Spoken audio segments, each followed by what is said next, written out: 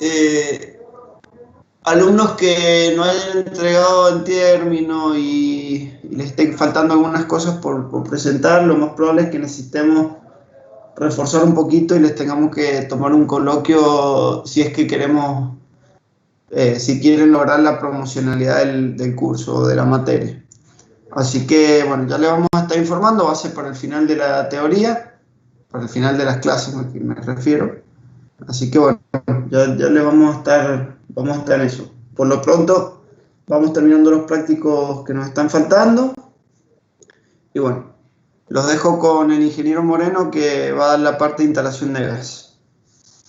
Polito, yo me quedo acá por cualquier cosa. Silencio mi micrófono.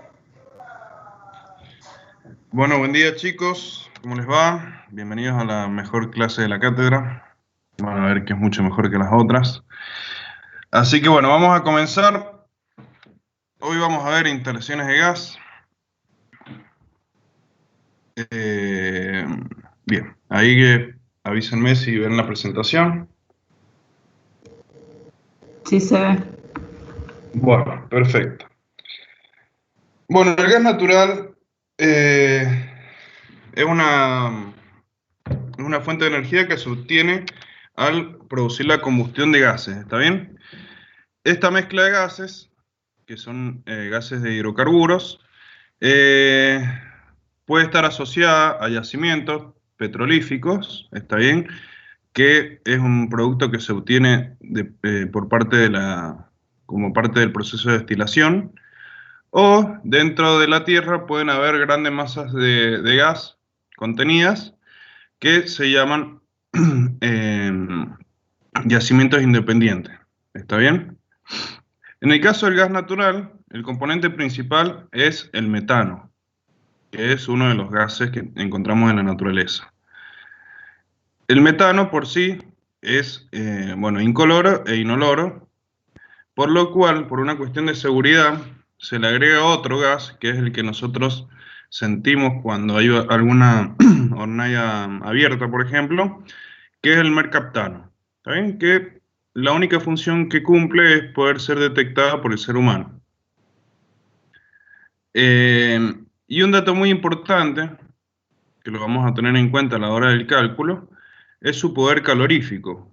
El poder calorífico es la cantidad de energía que entrega el gas natural al quemar un cierto volumen del mismo. ¿Está bien? En el caso del gas natural es de 9.300 kilocalorías por metro cúbico. Esa es la cantidad de energía que entrega al producirse la combustión de un metro cúbico de gas. Ahora bien, además del gas natural tenemos lo que se denomina gas envasado.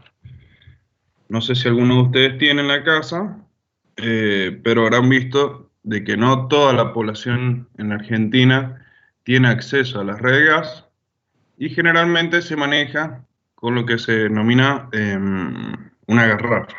¿Está bien? Esta garrafa lo que contiene dentro es un gas envasado que licúa a presiones relativamente bajas a temperatura ambiente. ¿Está bien? Por eso si ustedes mueven una garrafa van a sentir como si hubiese un líquido dentro, en su interior. Y este gas envasado se lo comercializa por kilogramo. Por ejemplo, pueden comprar una garrafa de 5 kilos, de 10 kilos, de 20 kilos, etc. ¿Está bien?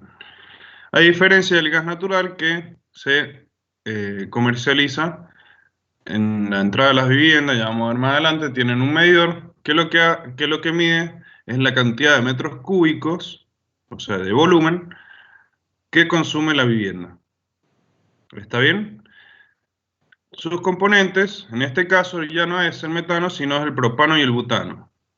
Y esta diferencia en la composición produce de que tenga un poder calorífico mayor el gas envasado. Es decir, entrega más energía por unidad de volumen.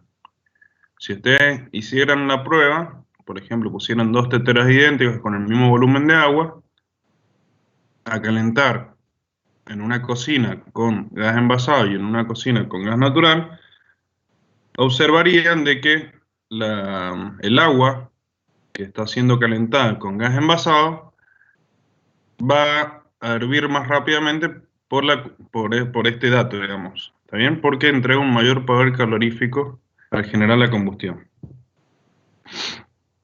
Esto es importante tener en cuenta, digamos, eh, las diferencias de poderes caloríficos, porque básicamente van a repercutir en el cálculo posterior.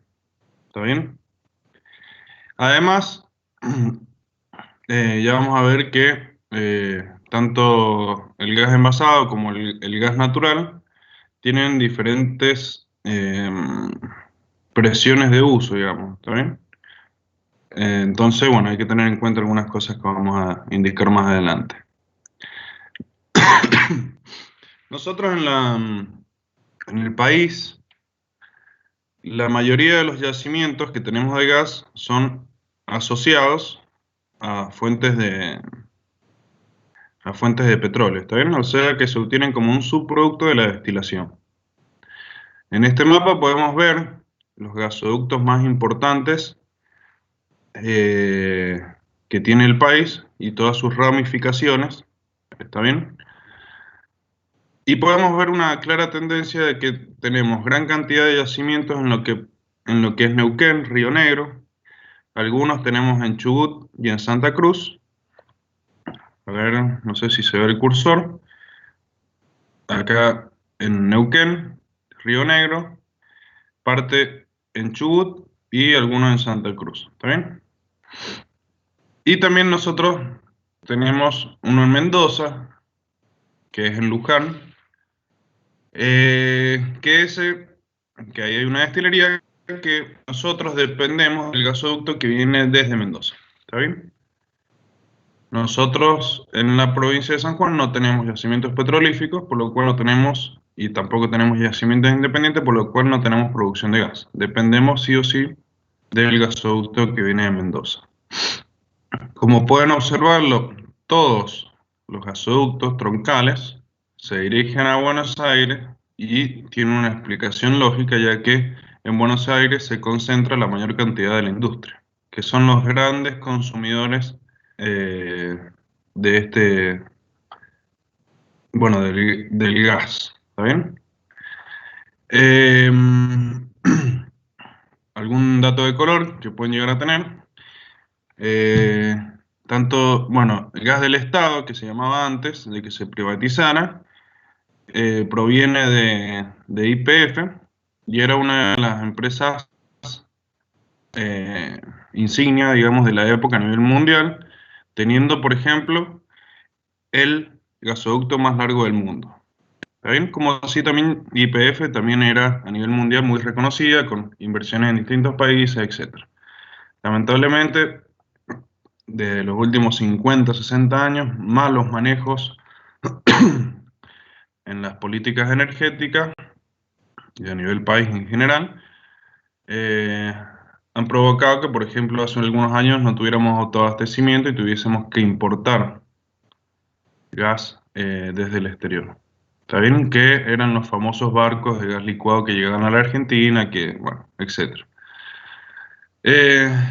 Dato para recalcar, digamos, la importancia de los recursos naturales con los que contamos y que no son bien aprovechados. ¿Está bien? Bueno, acá en la parte superior además se ve una interconexión con Bolivia, que es uno de los grandes productores de gas, con mayores reservas de gas en el mundo, del cual también hacemos importaciones de gas, y también tenemos dos gasoductos a través de los cuales nosotros exportamos gas a el país vecino de Chile. Bueno, eso era un dato de color. Volviendo al tema de las presiones, como les dije anteriormente, tenemos distintos valores de presiones para la conducción eh,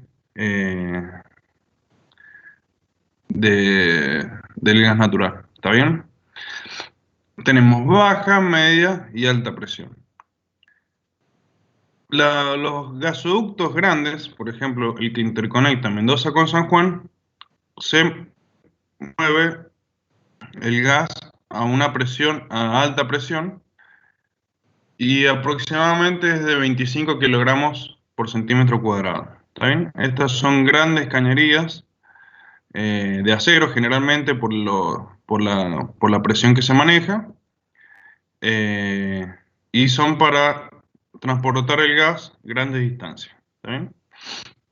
Después, en lo que es la red interna de distribución de la provincia, o sea, la red de distribución de la provincia, nos manejamos con una presión media, que en general la presión que tenemos en toda la provincia es de 2 kilogramos por centímetro cuadrado. Esa es la red distribuidora que se ubica a 1,5 metros dentro de la vereda. Generalmente está ubicada a 1,5 metros de la línea municipal y a 70 a 90 centímetros de profundidad. Ese es el caño de distribución por el cual nos llega el gas natural a nuestra vivienda. Y posteriormente, para poder ingresar a la vivienda, se reduce la presión de media presión a baja presión a través de un regulador, que ya les voy a mostrar una foto, ya que los artefactos están diseñados para trabajar a baja presión, que es de 0,016 a 0,02 kilogramos por centímetro cuadrado. Es muy importante que en cada una de las bocas a las cuales nosotros conectamos los artefactos tengan este rango de presión, ya que, como les dije, los artefactos están diseñados para trabajar a esta presión. Si nosotros tenemos menor o mayor presión, lo que va a producir es una mala combustión. Y al producirse una mala combustión se liberan gases tóxicos en el interior de nuestra vivienda. Por eso, ya vamos a ver por qué en el cálculo de la cañería interna. No es, bueno, habrán visto que muchas veces se amplían las casas y se le agrega una cañería de gas para alimentar otra cocina o se mueve la cocina, etc. Y muchas veces no se tiene en cuenta o no se verifica si el diámetro de la sección va a ser suficiente, y después tenemos que esos artefactos funcionan mal y que producen una mala combustión, por lo cual se liberan gases, como dije anteriormente, tóxicos. Es muy común, por ejemplo, ver manchas negras en la pared, que eso significa que está haciendo una mala combustión. Ahí, bueno, abajo sale la presión admisible, a la cual están diseñados los artefactos para trabajar en gas natural, y las presiones admisibles para trabajar para gas envasado. Como pueden observar, estas presiones son diferentes. La presión del gas envasado es mayor, por lo cual, si nosotros tenemos un artefacto que lo hemos estado utilizando con una garrafa y nos conectan el gas natural y queremos utilizar ese mismo artefacto pero en la red de gas natural, lo que se hace es cambiar los picos del artefacto para que puedan funcionar acorde a la presión, a la nueva presión. ¿Está bien? No sé si a alguno le ha pasado, pero es lo que se suele hacer. Es una tarea bastante fácil de realizar, pero bueno, hay que hacerlo. Como les dije anteriormente, nosotros tenemos un gabinete de gas, que lo habrán observado, sobre la línea municipal de sus viviendas. ¿Está bien? Bueno, este gabinete de gas tiene ciertas medidas reglamentarias. La puerta tiene que ser de chapa y tiene que estar ventilada. Esto es muy importante, ya que muchas viviendas hacen refacciones de las casas o de los frentes y cambian las tapas de gas, por ejemplo, para poner un revestimiento de piedra o lo que fuese, y no colocan las ventilaciones correspondientes. Estos gabinetes tienen que estar ventilados. Y bueno, ahí dentro del gabinete, ¿qué es lo que nos vamos a encontrar? Nos vamos a encontrar una llave de paso de cuarto de giro, la cual esta cañería proviene desde la red de media presión, viene con media presión hasta lo que vemos aquí redondito, que es el regulador. Este regulador disminuye la presión de media presión y a partir de su salida ya es de baja presión.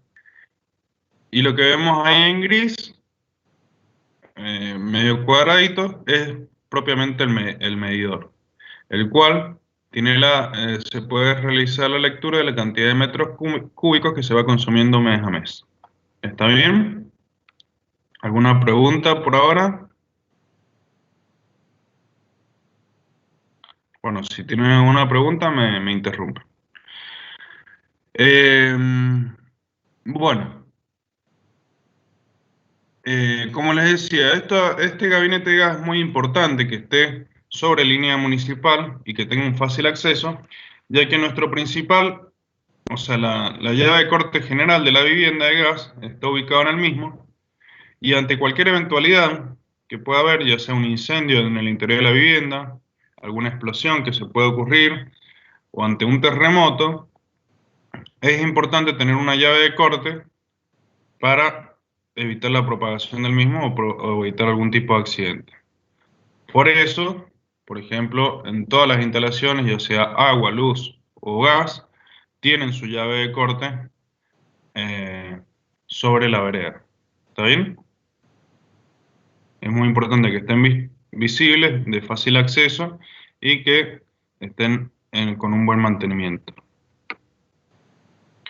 Bueno, esto es un poquito lo que hablamos el otro día. Esto ya es el cuadro de medición para un edificio. Vean el tamaño del mismo. Este edificio está en la calle de Brasil, no me acuerdo, pasando General Hacha. Estaba yendo a un cumpleaños de 15 y vi el cuadro ahí armado y le saqué una foto. Ahí pueden observar el tamaño que ocupa la misma y como mostramos en la clase anterior, está ubicado sobre la pared de acceso vehicular del edificio. ¿Está bien? Como pueden observar, la cañería más grande es la que distribuye el gas a los distintos medidores que van a ir colocados ahí. Y después, por cada departamento va a salir una cañería de gas. ¿Está bien? Ya que cada departamento tiene que tener su medidor para poder pagar la factura correspondiente.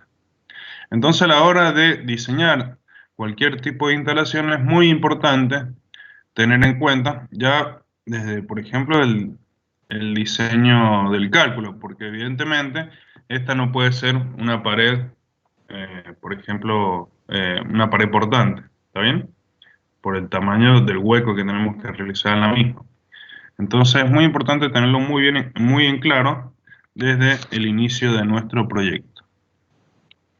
El mayor de los problemas que tenemos es que generalmente tenemos un arquitecto que hace el diseño, un calculista que hace el cálculo, que pueden o no trabajar en conjunto, y las instalaciones se dejan para el final.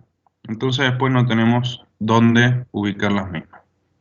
O se tiene que modificar el proyecto arquitectónico, o se tiene que modificar el proyecto estructural, y quizás estos ya han sido aprobados por planeamiento. Entonces es muy importante que a la hora de realizar un proyecto, o que les toque construir alguno, revisen primero todo el tema de instalaciones. Por eso es tan importante esta materia, más que nada, más allá de que se dediquen o no al cálculo de las instalaciones, que tengan una idea a la hora de tomar un plano y puedan tomar decisiones al respecto.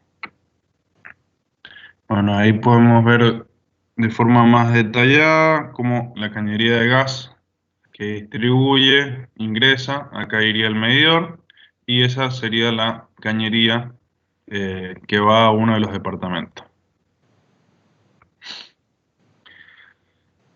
Bueno, ¿qué materiales tenemos aprobados para la instalación interna? Hay dos, básicamente.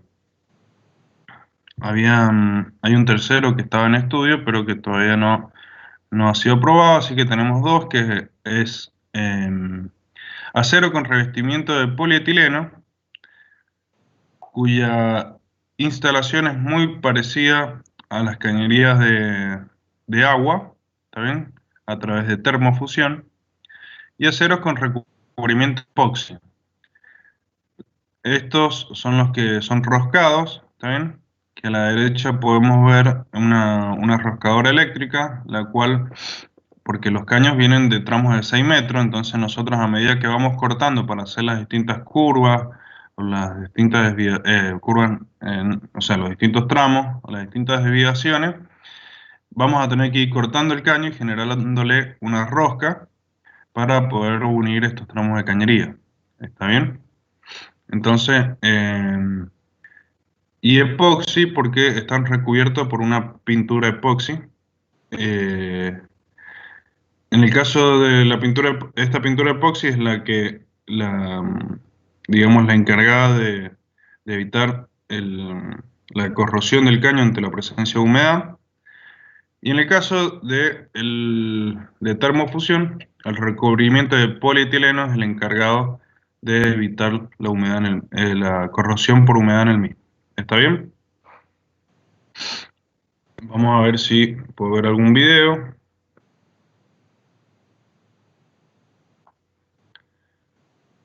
Si tienen alguna duda, pregunten, por favor.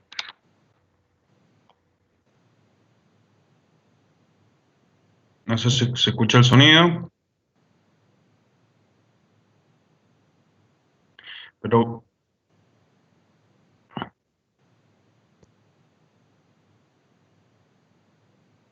¿se escucha el sonido? Del Sí. video no, Jorge. El tuyo sí. Bien, bueno, básicamente lo que está haciendo ahí es la preparación. Dice eh,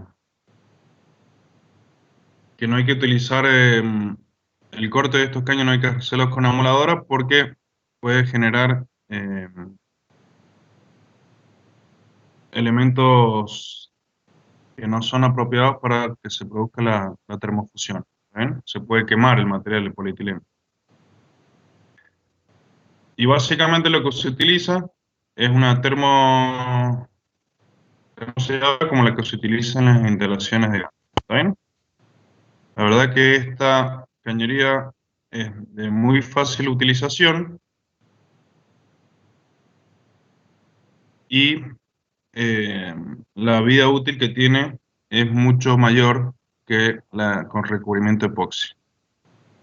Sin embargo, todavía hoy en día es poco utilizada.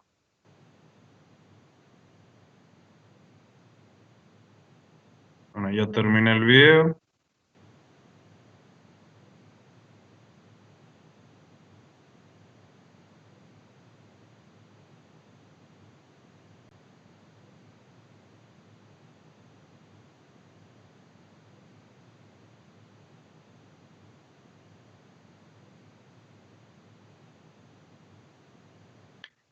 Una vez calentada la pieza, se produce la fusión del mismo. Bueno, eso era básicamente para que vieran cómo se genera, ya que no lo podemos mostrar en clase, cómo se genera la fusión del mismo. En el caso de realizar ya sea la cañería con polietileno o con epoxi, hay que tenerlo en cuenta desde el proceso, del inicio del proceso de cálculo, ya que las tablas son diferentes, ¿está bien? Y si a nosotros nos entregan un plano aprobado que, por ejemplo, dice con cañería epoxi, no podemos utilizar cañería con revestimiento de polietileno, ¿está bien? Esto lo tienen que tener en cuenta porque es algo muy común esta equivocación, y después tienen o que cambiar el plano o cambiar toda la cañería.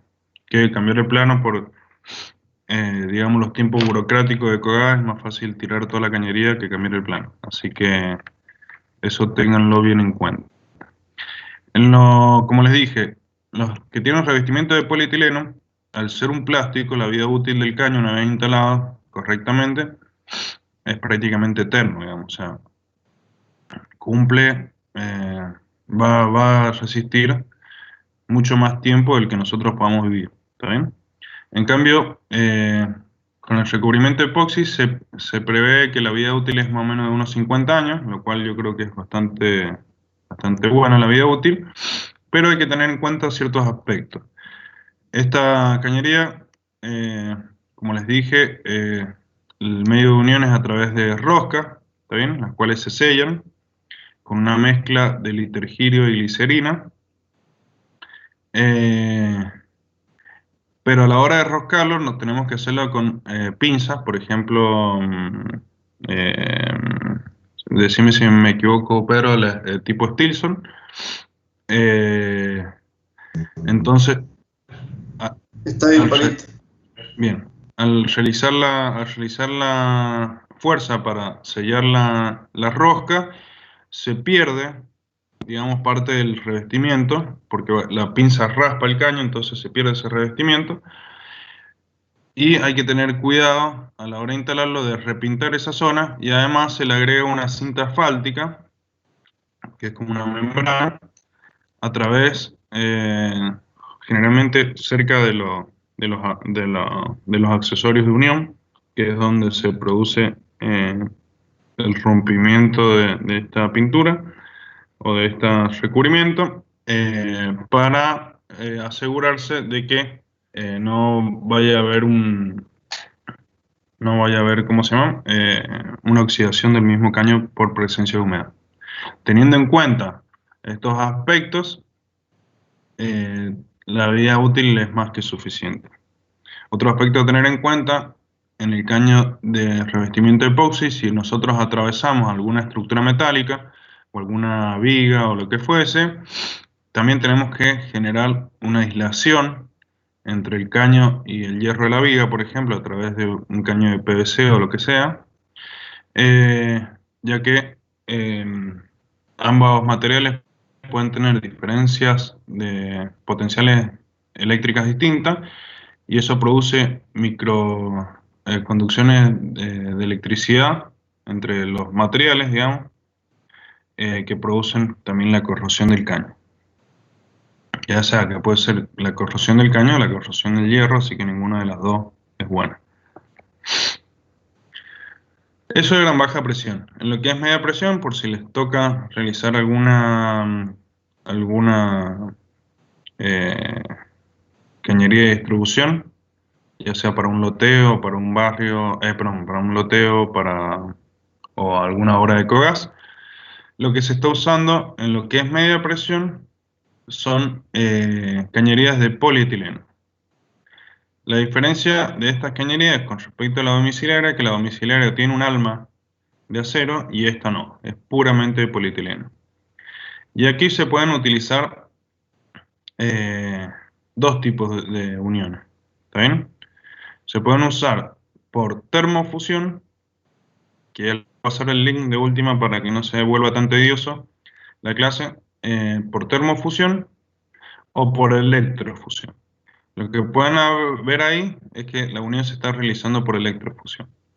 Estos componentes que son para unir, por ejemplo, dos cañerías de tramos rectos, como también vienen otros componentes para hacer las acometidas, etcétera, que por eso les voy a pasar el video para que lo vean, pues está muy bueno.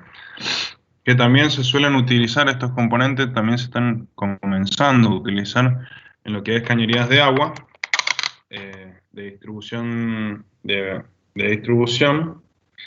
Eh, son Estos componentes de unión son muy buenos, muy eficaces, ¿está bien? Por ejemplo, eso es una cúpula de unión, la cual posee en su interior una resistencia que produce calor, ¿está bien? Y tenemos esa máquina de electrofusión en la cual, bueno, depende del proveedor que sea este componente de unión, nos va a indicar tanto la potencia como también el tiempo a la cual tiene que ser sometida la pieza a electricidad. ¿Está bien? Por ejemplo, no sé, a cierta cantidad de amperaje por 60 segundos. Nosotros conectamos la máquina, podrán ver ahí en la fotografía que tiene dos conectores. Conectamos la máquina con el amperaje y el tiempo indicado. Y una vez que transcurre ese tiempo, la unión de bueno, la resistencia hace que transmita calor al caño y se produce la fusión del caño con la pieza. ¿Está bien? Esto es de lo más seguro que hay hoy en día para la unión de caños de polietileno. Pero el único problema es que son piezas importadas que tienen un gran, o sea, realmente el costo en accesorios es alto. Por eso se mezcla por ahí, cuando se hacen regas, se mezcla lo que es termofusión con electrofusión. ¿Está bien? ¿Está entendido?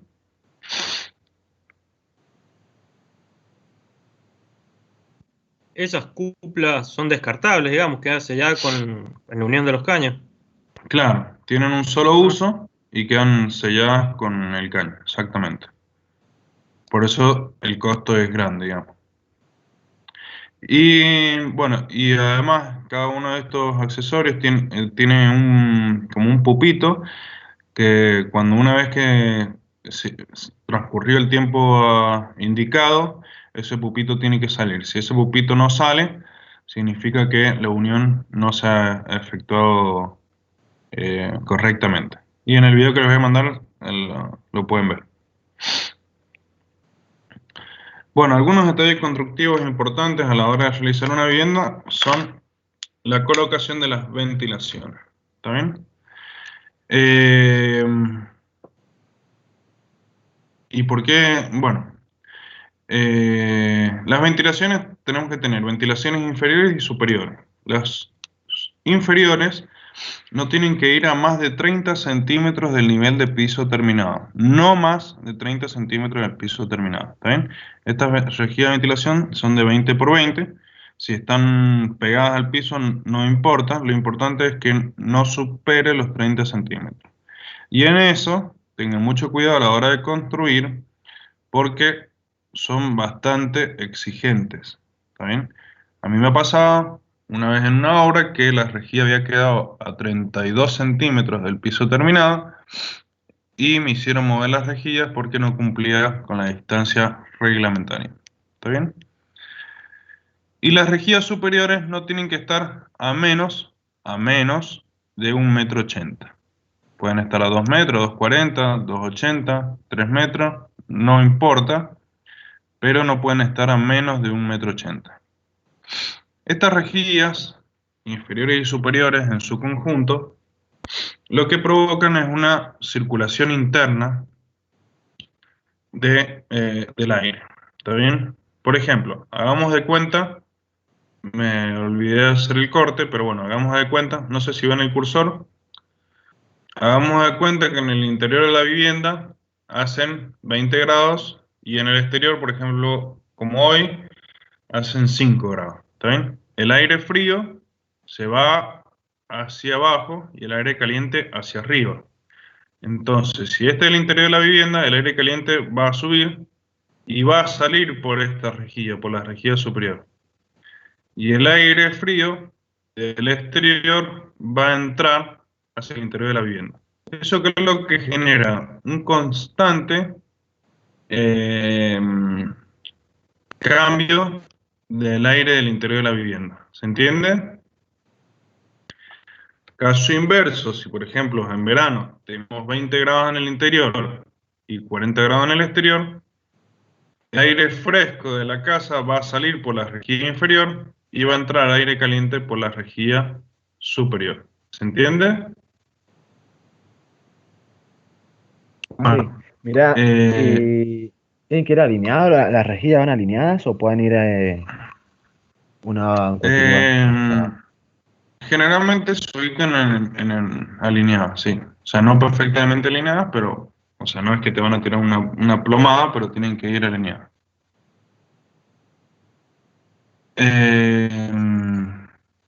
Bueno, respecto a esto, es muy, como ustedes podrán observar en las noticias, generalmente los casos que nosotros tenemos por muertes por contaminación de gas se dan en invierno, ¿está bien?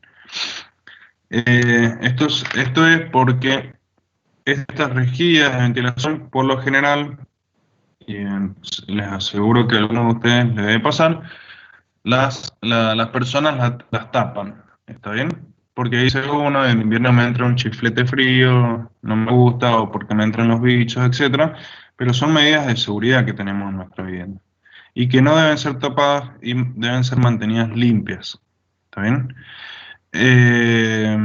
Entonces, al tapar las rejillas, la no se produce circulación o renovación de aire en el interior de la vivienda, y si tenemos algún artefacto que esté haciendo mala combustión, no genera ese gas tóxico que genera esa mala combustión, se va acumulando en el interior de la vivienda, y lo que produce es que llega un momento en el cual el cuerpo humano no tolera esa cantidad de gas y la persona fallece por asfixia. ¿Está bien? Y este tipo de acontecimientos se da generalmente en las noches, cuando la persona se va a dormir.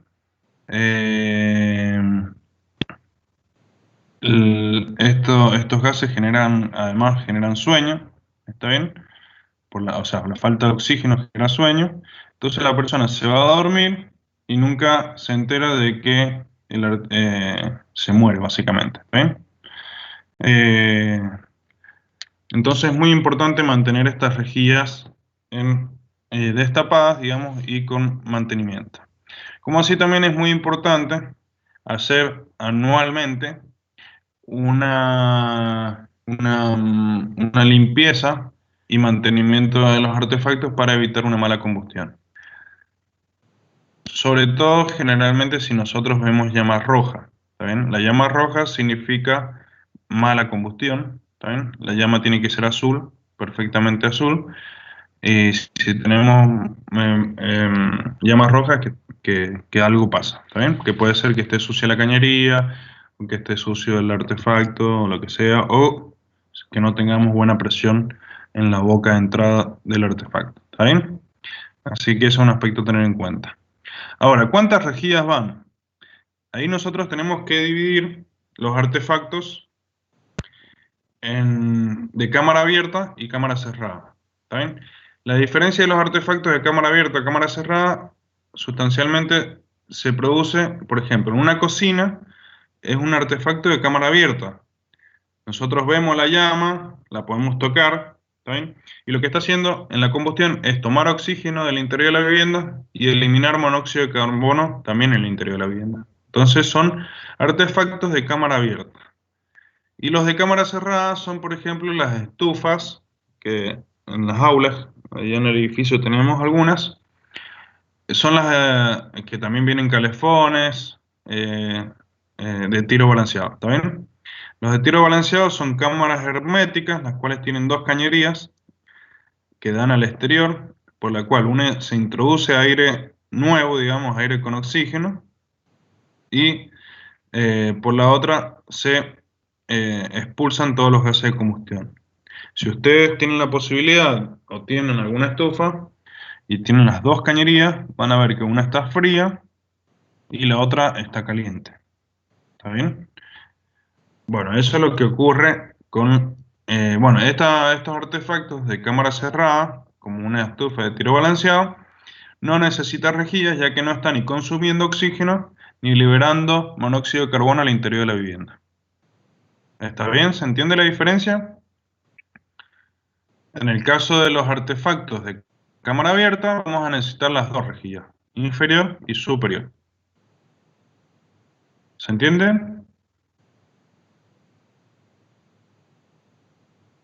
Sí, sí. Bueno. Bueno, ya me metí, ya lo vemos después. Bueno, ahora vamos a hacer el cálculo. Y esto, si tienen a mano un papel como para ir siguiendo. Y bueno, también van a tener el PowerPoint. Lo tienen ya subido en el Teams. Bueno, vamos a ver las diferentes, digamos, pautas para hacer un cálculo en la cañería.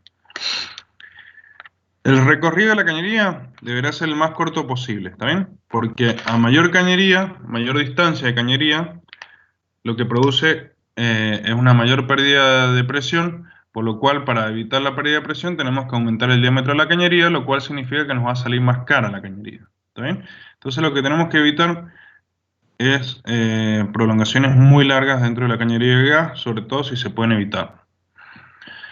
Siempre tiene que ir bajo tierra o embutida en pared, y hay que evitar el paso de la cañería a través de ambientes habitables como las habitaciones ¿Está bien?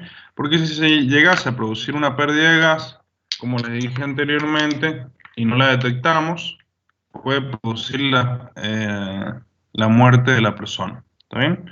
Entonces vamos a tratar de evitar, y en caso de que no sea posible que atraviese una habitación, bueno, hay digamos, algunos aspectos constructivos a tener en cuenta. Eso lo otorga generalmente COGAS. El diámetro de la cañería, como les dije, va a depender de la longitud de la cañería, obviamente del caudal de gas a consumir por los artefactos, y acá entran dos, bueno, de la pérdida de carga admitida y de la longitud equivalente, que ya vamos a ver qué es la longitud equivalente. ¿Está bien? Bueno, en la tabla número 1, que a través del WhatsApp, lo que indica son los diferentes consumos según los artefactos. Si nosotros no contamos con el artefacto aún, podemos entrar a esta tabla en internet y ver los consumos de los artefactos que vamos a instalar. ¿Está bien? Pero bueno, acá salen algunos de los consumos generalmente utilizados. No se escucha. Sí. Se ha escuchado lo último medio cortado. Si querés repetirlo, no se escuchó bien. Bueno, ¿me escuchan bien? A ver, otra vez. Hola, hola. No, no se escucha bien. Ahora sí, dale. Ahora sí. ¿Todos me escuchan? Sí, ahora sí. Bueno. Les decía que en las normas de gas, que les voy a pasar después por WhatsApp, que básicamente bueno, la pueden bajar de la página del Energas. El Energas es el ente que regula la distribución de gas en la Argentina, y nosotros, por ejemplo, tenemos, es la que controla, digamos, Ecogas, que es la empresa que nos distribuye acá en San Juan. También que es una empresa privada, y el Energas es una empresa pública, una institución pública. Bueno, en la página ahí están las normas, que son antiquísimas, y podemos ver los diferentes consumos para los distintos artefactos. En caso de que nosotros no tengamos los artefactos a la hora de calcular, o no sepamos, bueno, los consumos de los artefactos, también los podemos buscar en internet según los artefactos que vaya a querer el cliente. ¿Está bien? Bueno, ahí tenemos los diferentes consumos expresados en kilocalorías por hora. ¿Está bien? O kilojoule hora. Nosotros lo que vamos a utilizar es kilocaloría por hora. Es muy importante, como les dije anteriormente, el diámetro de la cañería depende del consumo. ¿Está bien? Entonces, nosotros siempre vamos a utilizar los consumos más desfavorables. ¿Está bien? ¿Qué les quiero decir con esto?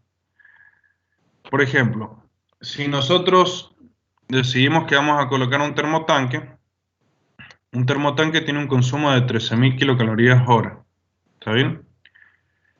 Y un calefón instantáneo de los más grandes, o una caldera, consume entre 25.000 y 30.000 kilocalorías hora. ¿Está bien? Nosotros siempre lo vamos a hacer para el consumo más desfavorable. Por más de que nosotros vayamos a instalar un termotanque, lo vamos a hacer con el consumo de un calefón instantáneo. ¿Está bien? De los más grandes que hay en el mercado.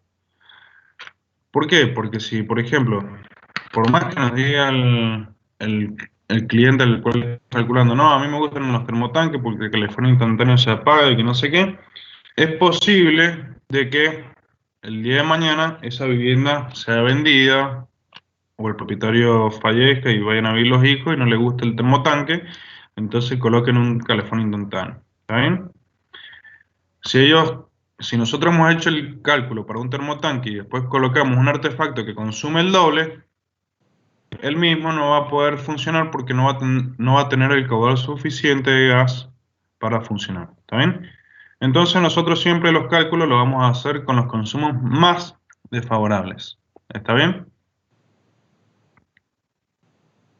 Entonces, bueno, vamos a empezar acá con un ejemplo. ¿Está bien? De cálculo de cañería.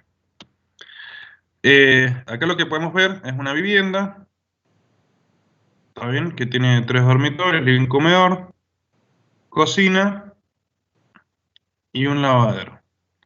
Esta vivienda que me tocó hacer tenía la anafe por un lado y el horno por otro, que es muy común hoy en las construcciones actuales, que se ponga por separado la anafe y el horno. Y además contaba con una caldera dual. Caldera dual son aquellas que se utilizan tanto para calefaccionar la vivienda a través ya sea de radiadores o losas radiantes, que lo van a ver en la clase de climatización. Se utiliza para la calefacción y también para calentar el agua de uso sanitario. ¿Está bien? Estas calderas generalmente son de consumos grandes, pueden ir entre 25.000 y 30.000 kilocalorías hora. ¿Está bien? Bueno, en este plano se puede ver donde está el cursor ahora, la cochera, y acá podemos ver el primer error. Acá, la que hizo el cálculo había colocado el medidor dentro de la cochera, lo cual le quitaba espacio al ingreso vehicular, colocando el medidor en un lugar, digamos, peligroso además, porque si un auto lo llega a chocar o sea, al acceder a la cochera, puede provocar una pérdida de gas, ¿está bien? Y además podemos ver que tenemos un tramo de cañería de aproximadamente unos 8 o 10 metros, que lo podríamos haber evitado si hubiésemos salido directamente de forma recta a través de la otra pared medianera y haber colocado el artefacto de gas en la otra punta, el medidor de gas en la otra punta. ¿Está bien? Esa modificación se hizo en la obra y se tuvo que presentar planos nuevos. ¿Está bien? Por eso le digo que es muy importante que tengan en cuenta a la hora de realizar o tomar un proyecto, lo primero que hagan es tener en cuenta las instalaciones, porque el trámite de gas se tarda varios meses. ¿Está bien? Ahí tenemos un zoom de la planta de la cocina y el lavadero. Ahí tenemos la anafe, el horno y la caldera. ¿Está bien? Bueno, nosotros lo primero que vamos a hacer es tomar el plano y trazar la cañería, teniendo en cuenta, como les dije anteriormente, tener el menor recorrido posible y evitando de atravesar habitaciones. Luego lo que vamos a hacer es una isométrica del un trazado 3D, si quieren decirlo así, de la cañería, ¿vale? En donde vamos a tener de la cual vamos a poder medir las longitudes reales de cada uno de los tramos. Por ejemplo, ahí pueden observar que hay como un salto, ¿sí?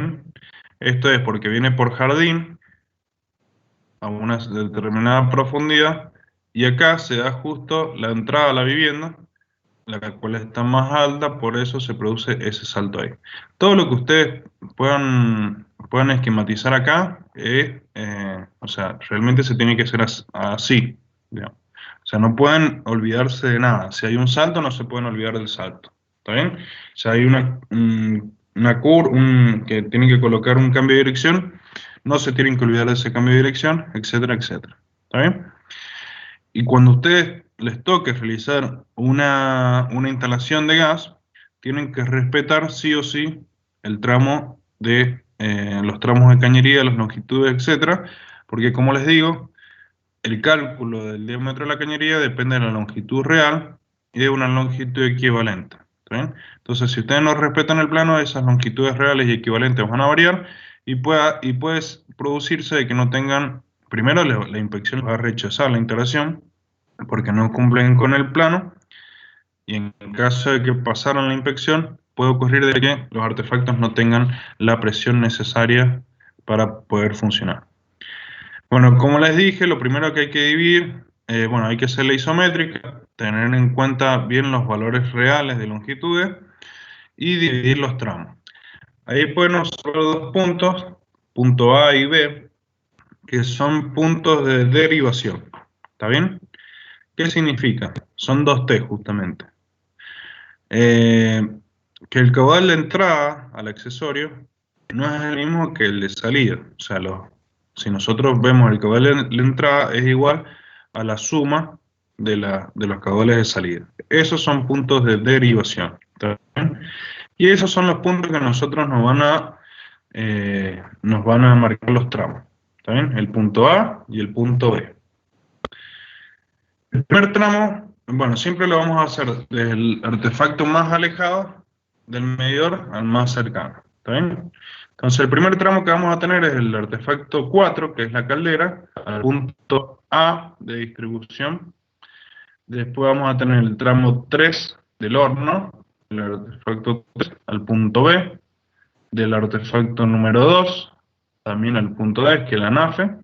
Después tenemos un tramo que es de B hasta A, y después tenemos un tramo de A hasta 1, que es el medidor. El tramo 1A, ustedes pueden ver que le da gas al artefacto 2, 3 y 4. ¿Se entiende? O sea, a través de esa cañería viene el gas necesario para darle gas a la NAFE, al horno y a la caldera. Después el tramo 4A4 solamente lleva el gas necesario para que funcione la caldera. En cambio, el tramo AB lleva el gas para que funcione tanto la NAFE como el horno. ¿Se entiende? Eso es lo que quiero que observen y tengan en cuenta a la hora de dividir los tramos. Y vamos a ir haciendo una tabla. ¿Está bien? Entonces, colocamos los tramos y después colocamos las longitudes de tramo. ¿Está bien? El tramo 4A tiene una longitud de 11,35, el tramo 3B, de 3 hasta B, tiene 2,55 metros, el de 2 hasta B tiene 1,95, el BA tiene 2,85 y el A1 tiene 12,9 metros. ¿Está bien? Luego, el segundo paso es ver las longitudes reales. Ahí lo que he hecho para que lo visualicen mejor, si nosotros no tenemos consumo de gas en 2 y en 3, ¿está bien? Y solamente está consumiendo gas la caldera. ¿Desde dónde viene el gas? ¿Desde el punto A? No viene desde el punto A, viene desde el medidor. ¿Está bien? Entonces nosotros tenemos que tener en cuenta a la hora de realizar el cálculo del tramo 4A, debemos tener en cuenta no solo la longitud desde 4 hasta A, sino desde A hasta 1, ¿está bien?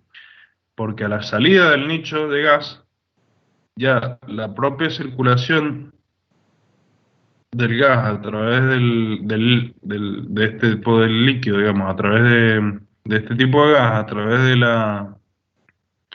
la cañería, el mismo rozamiento que se produce entre el gas y las paredes de la cañería va produciendo pérdidas de carga. ¿Está bien? Entonces nosotros tenemos que tener en cuenta la longitud desde 4 hasta 1. Esto es igual a la suma de 11,35 metros, que es de 4 hasta A, más 12,9, que es desde A hasta 1. ¿Se entiende?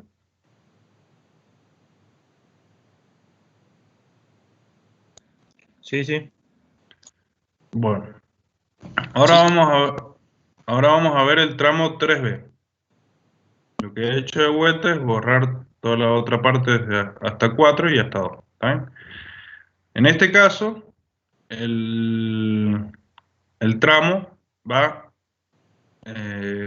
desde 3 hasta 1. También hay que tener en cuenta la longitud desde 3 hasta 1. ¿Está bien? Entonces vamos a sumar la longitud desde 3 hasta B, 2,55 metros, más desde B hasta A, 2,85 metros, más la longitud desde A hasta 1, que es 12,9, y da un total de 18,3 metros. ¿Está bien? Como les vuelvo a decir, si el artefacto 2 y el 4 no están consumiendo gas, nosotros tenemos un recorrido para llegar hasta 3, desde 1 hasta 3. ¿Está bien? Entonces hay que tener en cuenta toda esa longitud. Basado en eso, quiero que me digan ustedes cuál va a ser la longitud que vamos a tener desde 2 hasta 1. El alumno que responda bien no va a tener que ser el práctico de gas.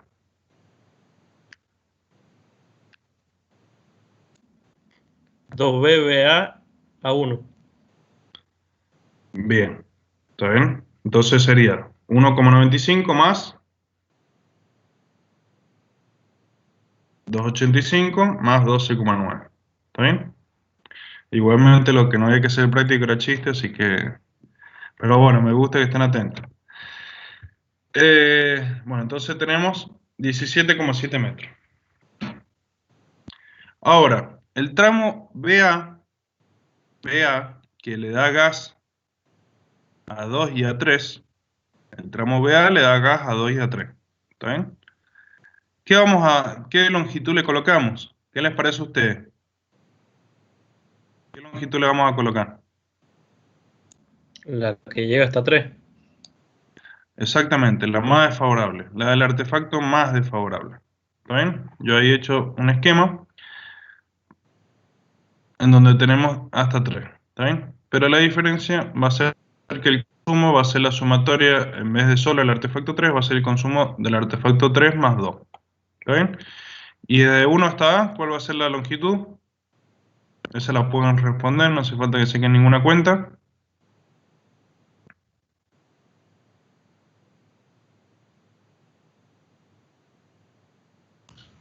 Al de la caldera, ¿no es? ¿Y cuánto es? 24,25. 24,25, exactamente. Ahí completamos la tabla. ¿Está bien? Entonces, para el tramo A1, vamos a tener en cuenta la longitud hasta la caldera y el consumo va a ser el de 4 más 3 más 2. ¿Está bien? ¿Por qué? Porque este tramo de longitud le da gas. Este tramo de longitud le da gas a 2, a 3 y a 4. ¿Está bien? Entonces el consumo que vamos a tener en cuenta es la sumatoria de todo.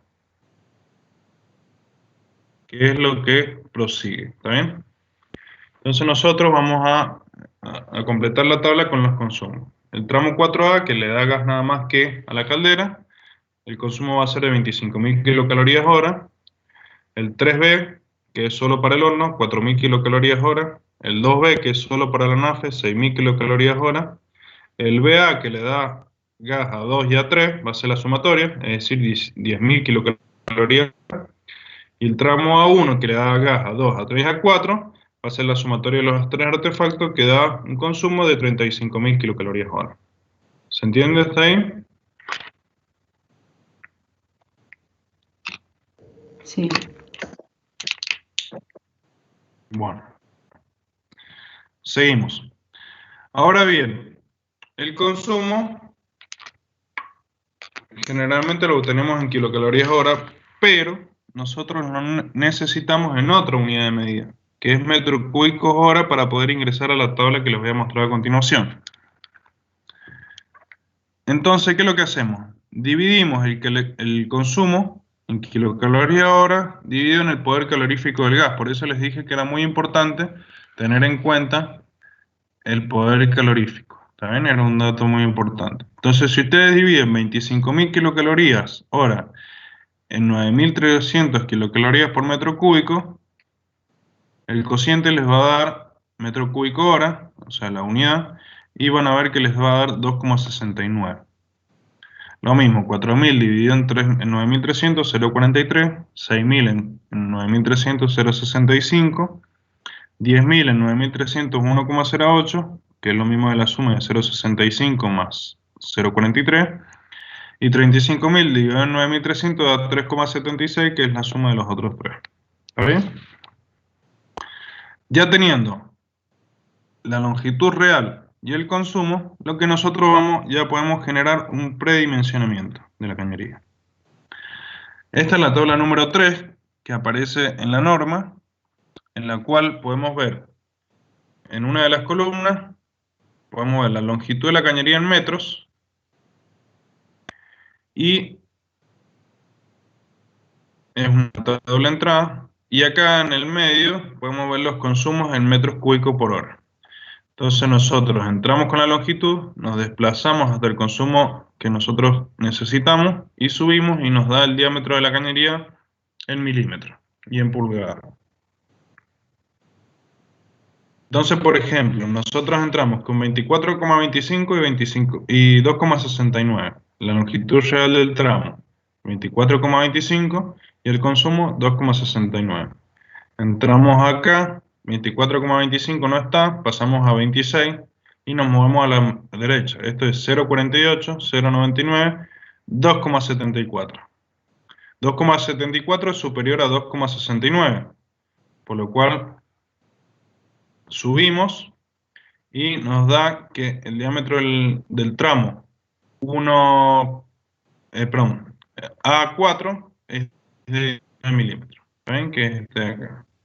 Lo mismo hacemos con los otros. Por ejemplo, el tramo 3B tenemos 18,3 metros y 0,43 el consumo.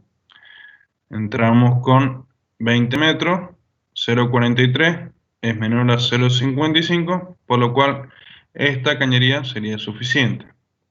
Sin embargo, hoy en día este diámetro no se comercializa, así que tenemos que entrar con la siguiente, que es 1,13, menor, sigue siendo, obviamente va a seguir siendo mayor que 0,43. Entonces vamos a colocar una cañería de 13 milímetros. ¿Se entiende? 9,5 ya no se utiliza. Bueno, y así con los siguientes tramos. Y nos va a dar un diámetro inicial que es de 19 milímetros para el tramo 4A, 13 milímetros para los tramos 3B, 2B y BA, y 25 milímetros para el tramo A1.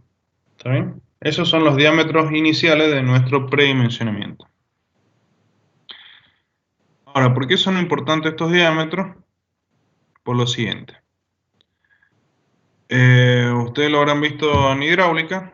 Cualquier cambio de dirección o perturbación que haya en el interior de la cañería produce pérdidas de carga adicionales a las que ya se producen por el solo hecho de transportar el gas. ¿Está bien? Entonces, nosotros lo que vamos a hacer es transformar, según el accesorio que se atraviese, o sea, que el gas atraviese, por ejemplo, un codo, eso lo vamos a transformar en una longitud equivalente. Esa longitud equivalente sería la longitud que debería en forma recta atravesar el gas para producir la misma pérdida de carga que se produce al atravesar, por ejemplo, un codo. ¿Se entiende? Lo que estamos transformando son las pérdidas de gas por cambio de dirección, por válvulas, por el paso a través de una T, en una longitud equivalente de cañería recta, por la cual se produciría, vuelvo a repetir, la misma pérdida de carga que la que se produce al atravesar dicho accesorio. Entonces ahí vamos a la tabla número 18 y, por ejemplo, bueno, codo 45 ya no se utiliza, pero un codo 90, que están señalizados ahí con los circulitos rojos, un codo 90 produce una pérdida de carga igual a 30 veces el diámetro de la cañería, o del accesorio en realidad. ¿Está bien? Una reducción produce, si pasamos de 25 a 19, tiene que haber una reducción. Produce 10 veces el diámetro del menor del accesorio. Acá tenemos una T, por ejemplo, si el gas va hasta 4, desde 1 hasta 4, pasa a través de la T. ¿Está bien? Entonces tenemos T con flujo a través 20 veces el diámetro. Ahora, si el gas va a 3 o a 2, el gas cambia de dirección en la T, por lo cual se produce una pérdida de carga mayor que es igual a 60 veces el diámetro. Y después tenemos las válvulas, que nosotros vamos a usar la más desfavorable, que es la válvula globo. ¿Está bien? Con esa vamos a hacer el cálculo. Entonces, vamos de vuelta. En el tramo 4A, ustedes pueden ver, esta parte de la cañería vertical está embutida en la pared. Entonces nosotros ahí, en el inicio del artefacto, tenemos un codo. Tenemos un codo ahí, dos codos ahí, el tercer codo, cuarto codo, quinto codo, sexto codo. O sea, tenemos 6 codos, desde 4 hasta 6 codos a 90. Entonces tenemos, según la tabla, 6 codos por 30 veces, que es el factor de multiplicación que nos da, por el diámetro de la cañería. Por eso era necesario hacer un predimensionamiento, que lo vamos a colocar en metros, 0,019. Y eso nos da una longitud equivalente de 3,42 metros. Es decir, el gas debería atravesar una longitud recta de cañería de 3,42 metros para producir la misma pérdida de carga que producen los 6 codos. ¿Se entiende?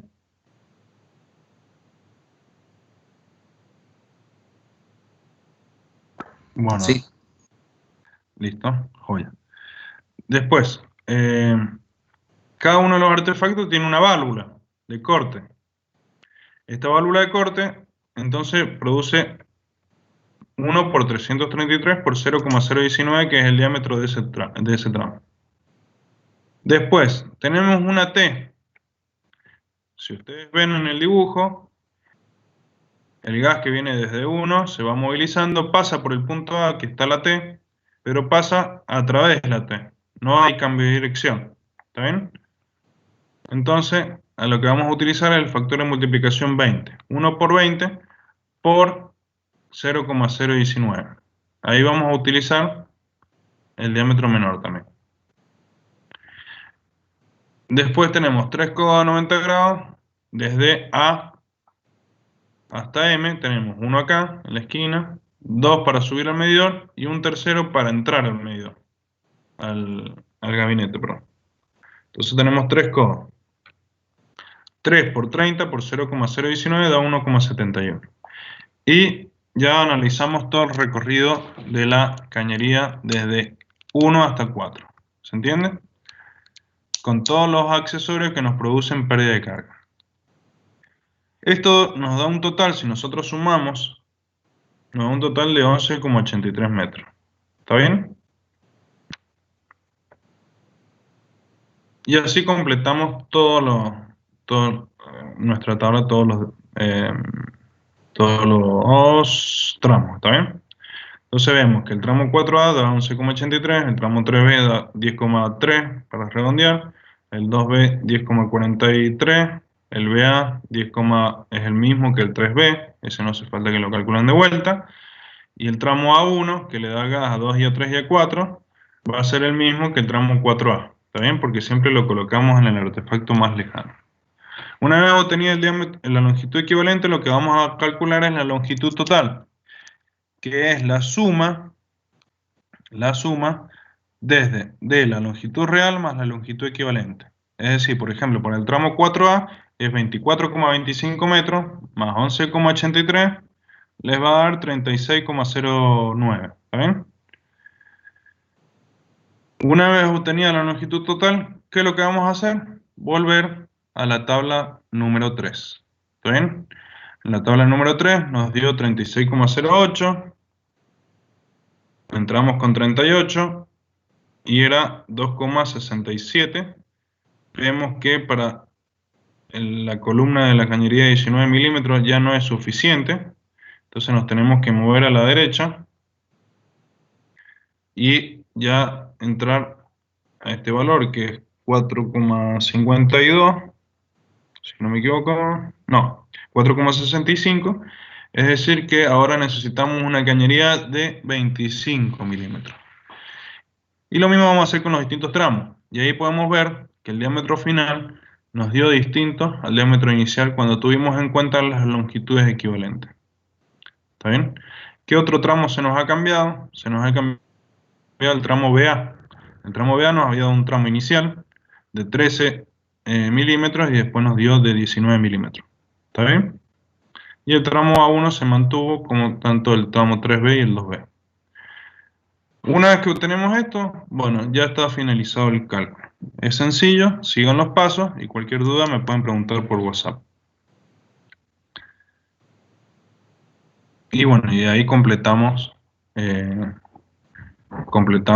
tabla. Nosotros lo vamos a hacer con cañería metálica con recubrimiento epoxi que eso es lo que dice ahí el material, el diámetro, y esto es lo que tienen que ir completando. Ahora bien, ¿qué es lo que voy a necesitar que presenten? Voy a necesitar que presenten un plano de gas como este, que también se los voy a mandar. ¿Está bien? El plano de gas tiene una carátula específica, tiene algunas referencias, ¿está bien? Nicho para gas natural, anafe, horno, caldera, con sus distintos consumos. Ventilaciones, fíjense que para aportes de inferior y superior se pone doble, y si tenemos aporte de aire solamente inferior, que es para el caso del calefón. En el caso del calefón, si bien es un artefacto de cámara abierta, vamos a poner solamente la ventilación inferior, ya que la ventilación superior ya la trae el calefón, que es el caño que sale hacia arriba del calefón, y bueno, y las otras ventilaciones, ¿está bien? Un esquema donde se encuentra la vivienda junto con los datos, ¿está bien? Eso es lo que tienen que completar. Y después, bueno, esta nota, siempre que hagan un plano de gas, tiene que ir esta nota, ¿está bien? Indicando a las alturas que tienen que ir las rejillas, con esta nota que dice que las rejillas de ventilación indicadas en plano no podrán ser eliminadas bajo ningún concepto, siendo responsabilidad del propietario su conservación.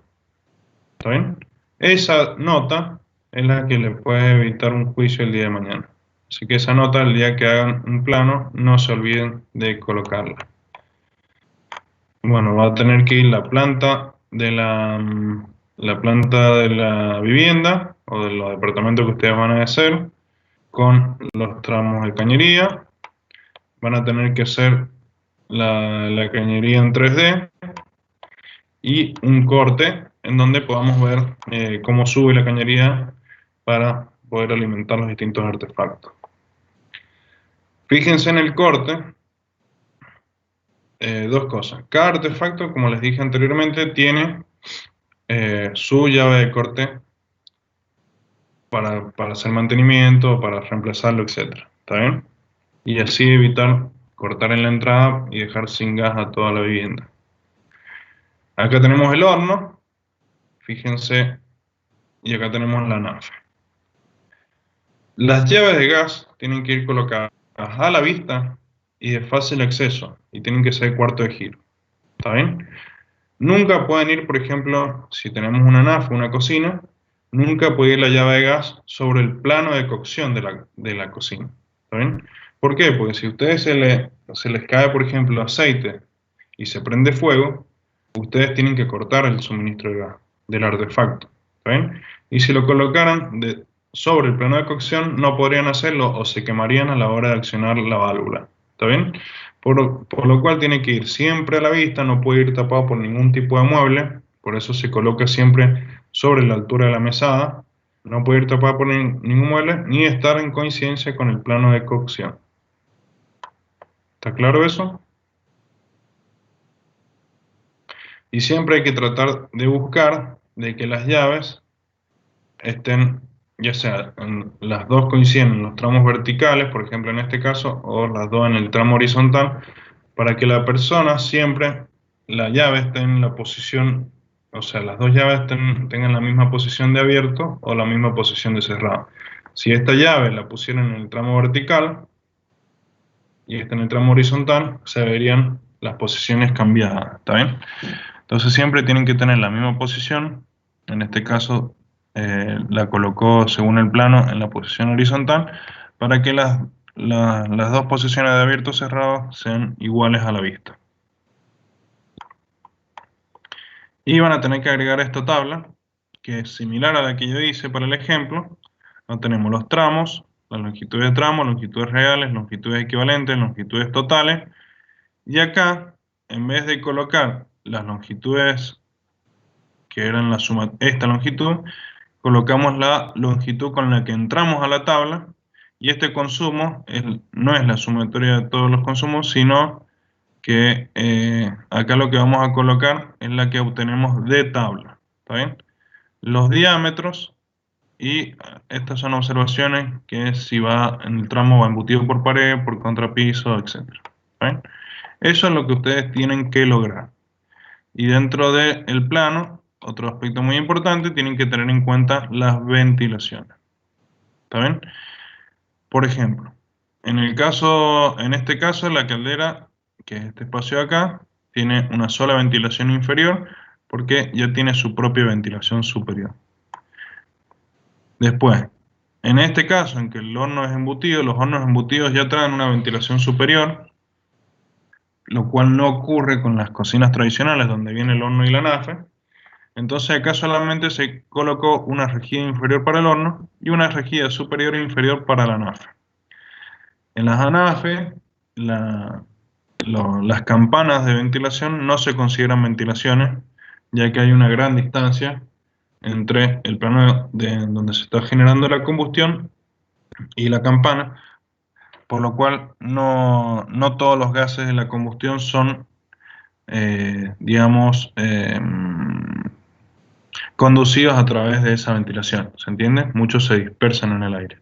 Por lo cual, esa ventilación superior no es considerada una ventilación de seguridad, solamente esa ventilación es para tratar de eliminar los olores que se generen por la cocción. ¿Está bien? Entonces ahí necesitamos una rejilla superior e inferior. ¿Se entiende?